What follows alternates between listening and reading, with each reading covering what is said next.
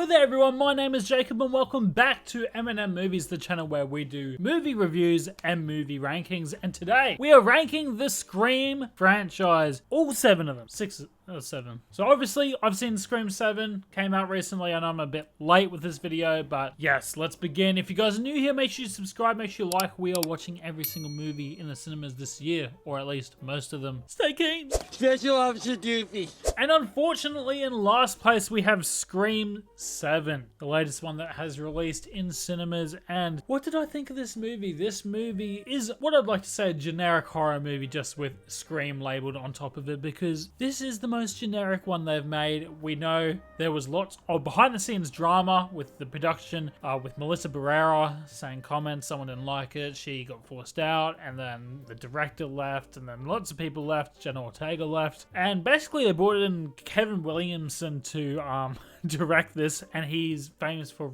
being one of the writers of some of the previous Scream films, but not necessarily the director. And as a director, I just don't think he has the chops for it, personally. Well, it wasn't horrible. I just think that there was a lot of style missing, which, you know, you kind of need that for a Scream. You need that over the top, or you just need something. I guess the only thing I'll say is the ghost face actually was like a ghost sometimes, and his mask would illuminate slightly in the dark, and that was some cool moments. Apart from that, there wasn't really anything special to write home about. I did like the dynamic between Sydney and her daughter. I thought that was probably the best part of the movie. Every other relationship was meaningless, including all the friends. You didn't really get attached to any characters because they're not developed at all. They actually, most of them die pretty quickly. We brought the 2 twins back for this one. They were the only meta commentary dumps in this movie, and there wasn't really much to write home at all. So, and finally, the worst part about this is the reveals were awful, man, with an absolute word salad to try and make sense of the reason why they're bad, evil people now. And one of them is very predictable. You know who it is. It's just really disappointing, and you know, for the whodunit part of a Scream movie, you don't want it to be disappointing. And I think even if some people enjoyed the ride this movie, it's not the worst movie I've ever seen. There's still parts that are watchable. You just don't get any satisfaction out of this movie. You are dealing with the concluding chapter of a trilogy. Moving on to Scream 3. Now, I actually watched all of these in the last week, so I'm very fresh on remembering them, but Scream 3 wasn't actually as bad this time rewatching. I enjoyed it a bit more than I initially did. I guess the one thing Scream 3 does right is it still looks and has that feel of the original prior movies, but unfortunately the pacing is a little bit off in this one, which does drag it down a fair bit. And I just feel like it lolls around in the middle of this movie for ages, and I'm just not as interested as I am at this point. And for all the meta commentary in this film, which is only really Randy's little post-mortem video that he made explaining the end of a trilogy and how they'll go bigger and better and anything's on the table. I just feel like there wasn't really any of that here. The reveal in the end was actually pretty decent with this is where I'm going to drop the spoilers tag, so if you're still here, there's spoilers. And there's one killer, which is unique here, and being Sydney's brother that was quite a reveal, even if logically I don't think it really makes sense. It's a bit of retconning as well. But overall, while this isn't particularly memorable, it's not a bad watch, and I actually still enjoyed myself while watching it. So even the worst one in this franchise, apart from Scream 7, is still good to watch. It's just Scream 7 ruined that streak. It did. Who gives a about movies? Moving on to the third worst, and it's Scream 6. This was actually really solid for most of the way. I really did enjoy it up until maybe the last 20 or so minutes. And it's not that necessarily I had any problems with the reveals in themselves. It's just the motivation was quite unbelievable. Yes, it was a revenge story, but it's not the same as Scream 2's Revenge, which was a bit more realistic. This felt a bit silly. Now, notably, the kills are much more brutal here. Not as personal as Scream 5's kills, we'll get onto that a bit later, but Scream 6 felt like we're really just getting the shotguns out.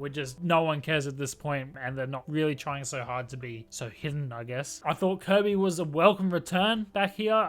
She still looks as pretty as always. And, you know, I would have actually loved to see more of her just in the franchise in general. I've really liked her addition so far. There should have been heaps of deaths here. Like, Gale should have died. And let's just talk about Chad for a second. How on earth did Chad survive 3 sets of stab wounds on each side of his torso? How is that possible? Like, I know Dewey had some armor in, especially in Scream 2 when he got absolutely destroyed. But how? How on earth has he survived this? I will never understand. Now, one thing this film does have is I think it possibly has the best intro of any of the Scream movies with the "I effing hate movies," and then it just cuts to the title roll. Like, that's just brilliant. And honestly, yeah, I think this movie is really fun for most of the ride. It's just, it really does throw it off a cliff towards the end with the reveals being Richie's family.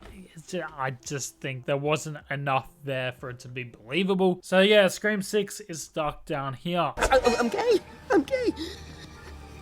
If it helps. Now, there's quite a big gap between Scream 6 and Scream 4, and I can certainly see why people think this one is underrated. It has a memorable opener with all the fake outs, with the 2 chicks on the lounge and the fake out again. Christian Bale, I think, was in that first bit, but memorable opener, great reveal, and satisfying conclusion. This film does do it right. And there's actually some fun side characters, which I felt like we really missed from Scream 3. Unfortunately, my biggest issue with this film is the way it looks. I don't know what happened here. This is still directed by Wes Craven. I think potentially what happened here is he was trying to still make it look like the original movies, but this is 2011, and there are other films that came out in 2011 that look much, much better than this. For some reason, it's just got a real grainy, dated look, and it's got the coloring is real off in this one. I don't know what it is, but it's like this orangey color palette, and it just doesn't look good. Now, another note, this one is definitely the most goriest one probably to date, maybe contesting with one of the latter 3 movies, but this was pretty full on. And honestly, the meta commentary, it's pretty prevalent here too. I actually really did enjoy it here. It's very much intertwined with Ghostface's motivations as well, which has aged pretty good. So I love the social fame aspect. It works so well here, and it was ahead of its time in a way. This one has aged great. Unfortunately, the way it's shot hasn't, so it does drag it down a few points for me. Hey guys, I just realized while editing this that I forgot to mention Jill as one of the best Ghostfaces we've had since the OG. I forgot to mention that. She could be top 5 or even top 3 for best ghost faces. So yeah, I forgot to mention that. Yeah, it's really close between this one and the next one, which is Someone has to save the franchise. Scream 5. Now, some people won't be happy with this. I know a lot of people don't like Scream 5. I just had lots of fun with this movie. This one has some of the best kills and deaths in the entire franchise, along with probably some of the best cinematography as well since the original. And with the deaths, they just feel real personal and like real mean, which I did like that touch. The meta commentary on the requel was pretty funny, although it only really made sense with the one scene it was mentioned in. I kind of can't really tie it with the motivations for the killers that much. I just don't think that made complete sense. I think the Ghostface reveals here were quite a bit more predictable, especially with Richie. As much as I love Richie, I love Jack Quaid, I love him to death, but there were moments where I did really think it was him, and I think it was quite easy to guess. I also think the Ghostfaces could have been a bit more over the top when they're revealed, just like Stu, you know, just need to full send it, which I think they kind of did, but I think they could have gone even further. I like some of the new characters. I actually did like Jenna Ortega in this, and I did like Sam's character. I just don't think she has nothing on Melissa Barrera, not talking about any of the political situation involved there. I'm just saying, as an actor, I think she was a bit weak in these films. I just think everyone else was running circles around her, unfortunately, especially compared to someone like Sydney, who has a lot more going for her charisma-wise, so nothing against her. Spoiler alert again, Dewey's death was necessary. I will die on that hill. Someone needs to die in this franchise, and finally, a legacy character did. Now, the execution of it was a bit left to be desired. I don't think Amber could have really killed him like that. And people say, oh, once they got the mask on, they become a different embodiment of evil. Shut up. No, I don't get how she could have done this. There was a bit of a convenience there to get Dewey killed, and I think they could have done it in a better location, maybe at the end of the movie, or even at the opener. Would have been a memorable opener. So overall, this film does have a lot of issues, but I did really enjoy it. I think this is the best looking film since the OG, and you know, while it's not as narratively strong as even ones on a similar level like Scream 4, I still think it has a lot going for it. More blood, more gore.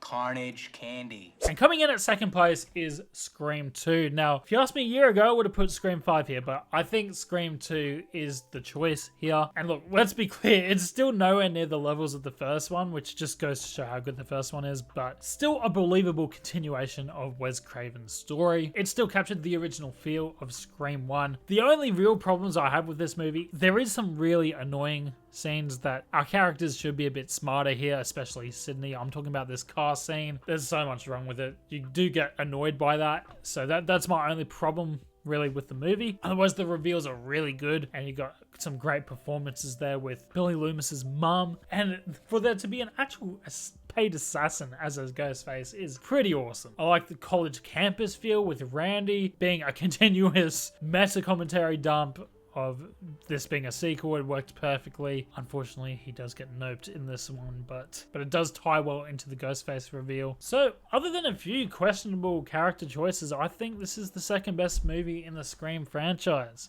Like scary movies.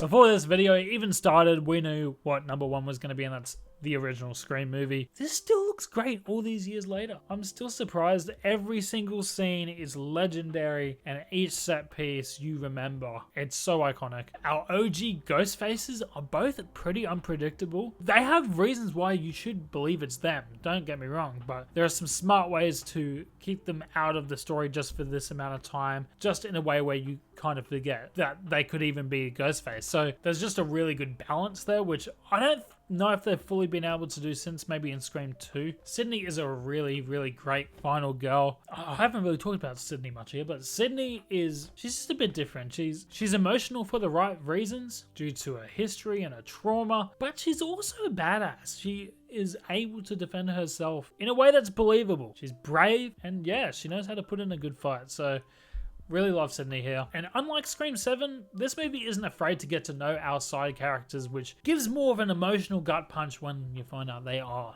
in fact, ghost faces. Matthew Lillard's performance as Schumacher is insane, and they brought him back for Scream 7 just to waste him as an AI character. The iconic meta commentary that this movie set the standard for is just awesome. In fact, it's a parody of other slasher movies while being a slasher movie in itself. That's so creative, and we love our little scene where Randy gives the rules.